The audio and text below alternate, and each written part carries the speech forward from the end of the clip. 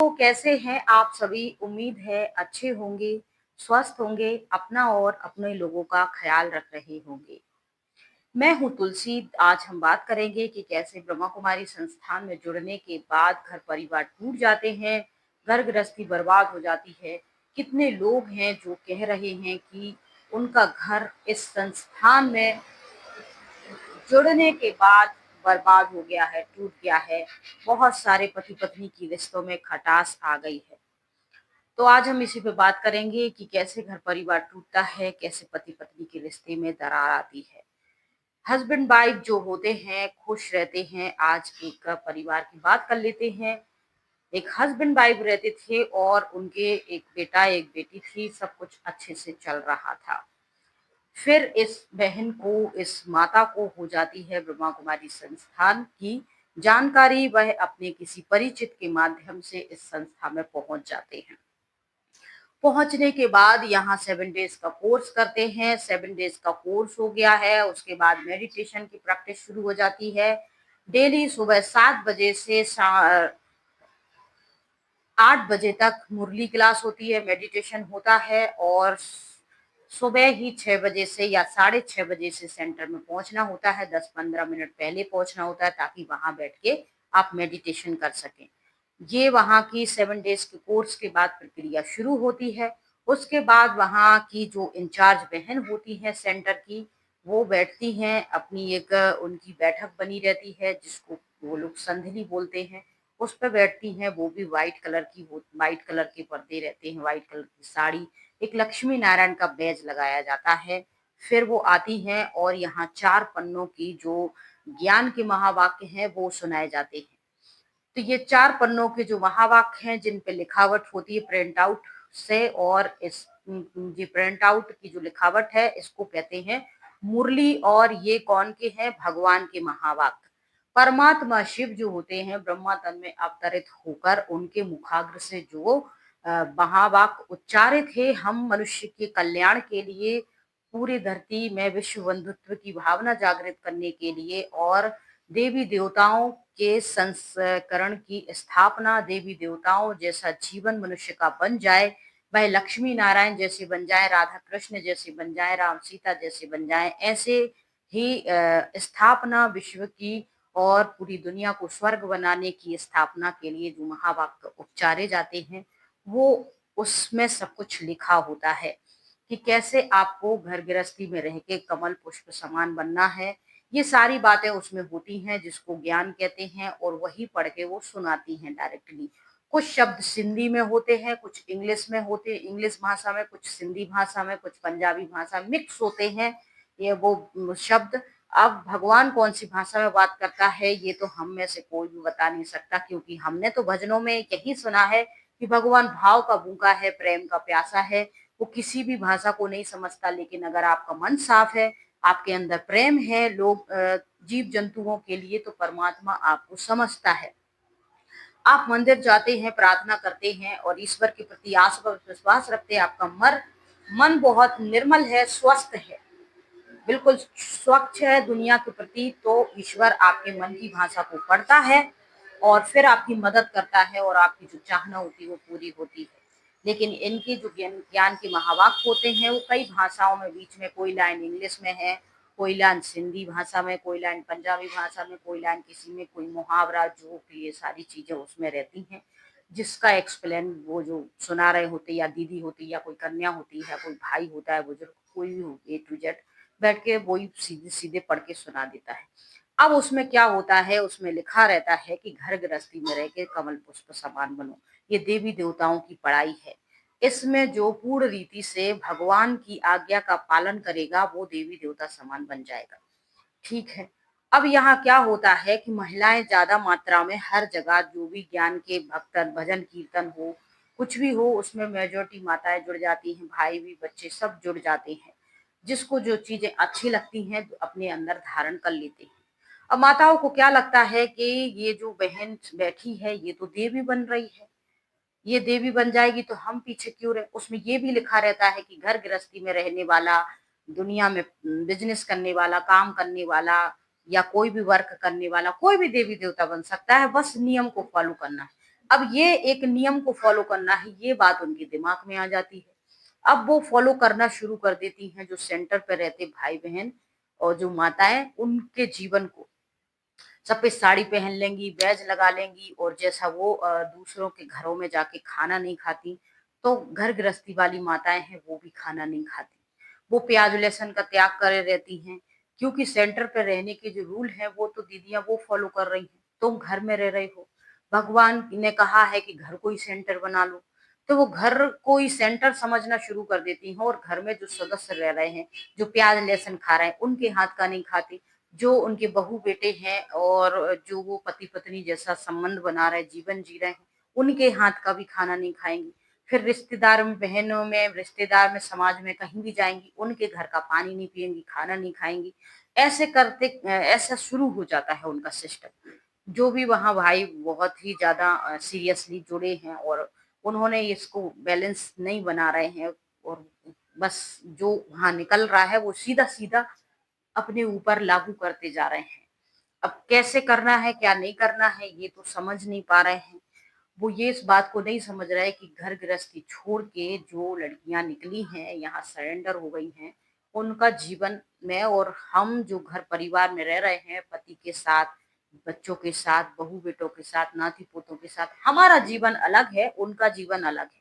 हम सांसारिक प्राणी हैं। रिश्ते, समाज, पूजा पाठ और समाज में आना जाना, मेल मिलाव रखना, ये हमारे जीवन का हिस्सा है।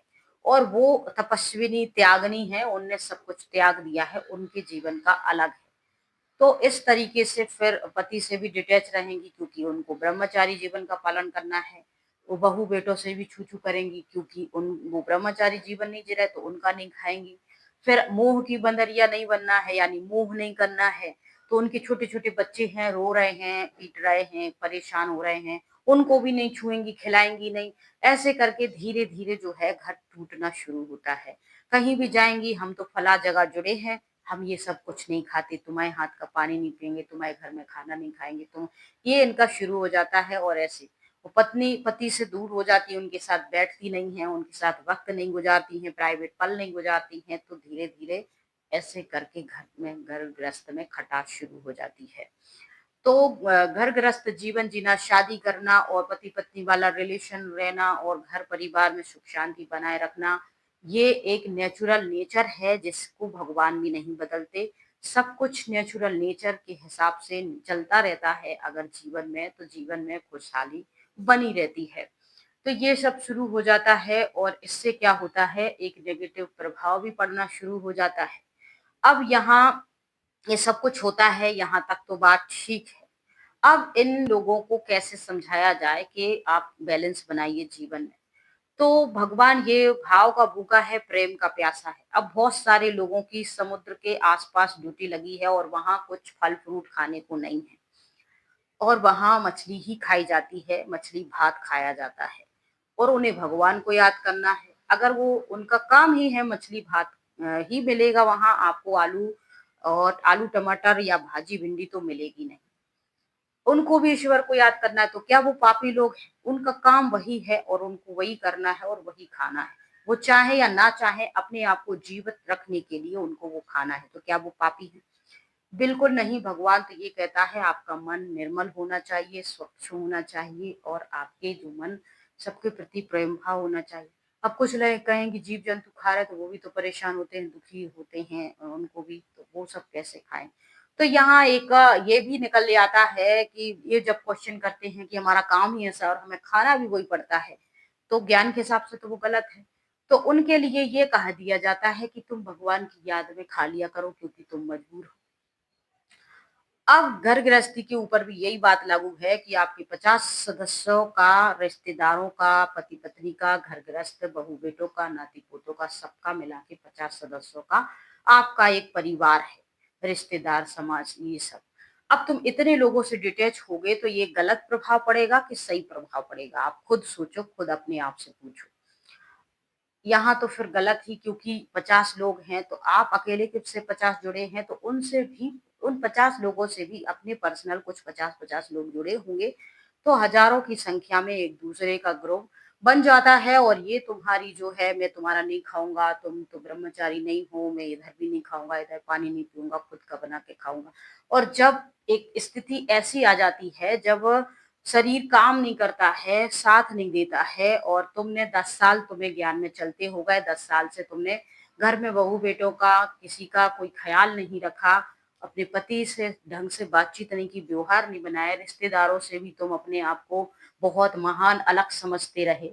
और एक बार एक समय ऐसा आ गया कि तुम्हें कोई बहुत बड़ी बीमारी हो गई, या तुम्हारे कोई फ्रैक्चर हो गया या एक्सीडेंट हो गया है, तो तुम उस स्थिति में खुद का कुछ नहीं कर सकते, कपड़े भी बदल नहीं सकते, खुद से उठ नहीं सकते, कुछ हो नहीं सकते। तो उस स्थिति में तो तुम्हें परिवार वालों का ही खाना पड़ेगा।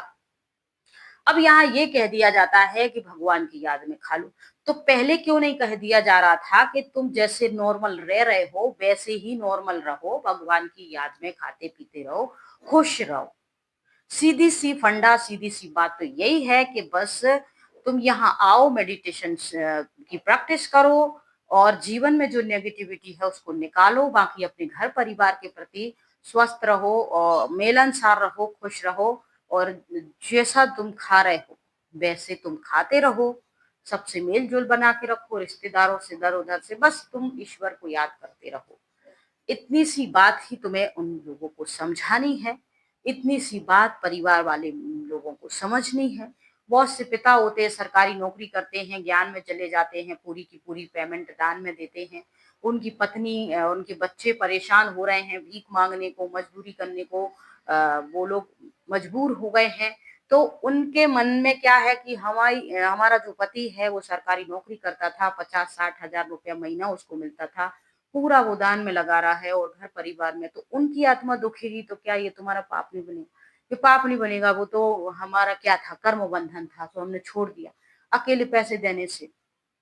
तो आज जब तुम अपने वर्तमान जीवन को देख पा रहे हो कि तुम्हारा वर्तमान जीवन कैसा है, कितने लोगों की तुम बददुआएं ले रहे हो, उन लोगों की जो तुम्हें भगवान की तरह मानते हैं, पूछते हैं, तो क्या तुम इस कंडीशन में देवी देवता बन पाओगे? आज तुम देवी देवताओं के मंदिर में जाओ और वहां शांति से बैठ जाओ, कुछ भी वार्तालाप नहीं करो, बस चुपचाप, तो तुम्हें कितनी अच्छी पॉजिटिव एनर्जी की अनुभूति होती है। और तुम्हारे पास लोग आने से डरते हैं, कतराते हैं, उनको लगता है कि तुम कहीं उनको ज्ञान ना झाड़ने लगो, कहीं तुम उनको कोई ऐसा मंत्र ना दे दो, जादू टोना ना कर दो कि वो भी अपने घर परिवार से डिटैच हो जाए, तो तुम्हारे प्रति नेगेटिव। तो इस प्रकार की नेगेटिविटी अपने जीवन में लेकर जीने से तुम कौन से देवी देवता बनने वाले हो? 33 करोड़ देवी देवताओं में से हम कोई सा भी देवी देवता बन जाएंगे? तो 33 करोड़ देवी देवता हमेशा पूजे जाते हैं, तो वो ऐसे ही नहीं पूजे जाते हैं, उनके जीवन में कुछ होगा। और तुम अपना जीवन देख लो, है? कहीं ना कहीं आप कहोगे कि संसार में सबको खुश करना तो पॉसिबल नहीं है। हाँ, पॉसिबल नहीं है, लेकिन संसार में सबको दुखी करना तुम्हारे ही हाथ में है। आज हम हैं, हम सबको खुश नहीं कर सकते, लेकिन हम अपनी एक्टिविटी से बहुत सारे लोगों को दुखी जरूर कर सकते हैं। अब जलने मलने वालों को, नेगेटिव वालों को, अब हम थोड़ी सी नॉर्मल वीडियो बना रहे हैं जनरल नॉलेज के पर्पज से, इसमें भी बहुत सारी नेगेटिव कमेंट आ जाती है, बहुत सारी पॉजिटिव कमेंट आ जाती हैं। तो पॉजिटिव कमेंट को लेकर जो कुछ सिमिलर कमेंट होती हैं उन पर हम वीडियो बना देते हैं, आपको समझने में आसान हो जाए इसलिए। बाकी और आपके पास किसके पास इस टाइप की स्टोरी है और वो किस टाइप से परेशान है, तो कमेंट बॉक्स में मुझे बता सकते हैं, या फिर मुझे मेल कर सकता है, तो हम उनकी स्टोरी भी रखेंगे और उनकी स्टोरी के माध्यम से हम लोगों को कुछ समझाने की, पॉजिटिविटी देने की कोशिश करेंगे। बाकी आप के पास इससे रिलेटिव और क्या ओपिनियन है वो जरूर बताइएगा। जय हिंद, जय भारत, राधे राधे।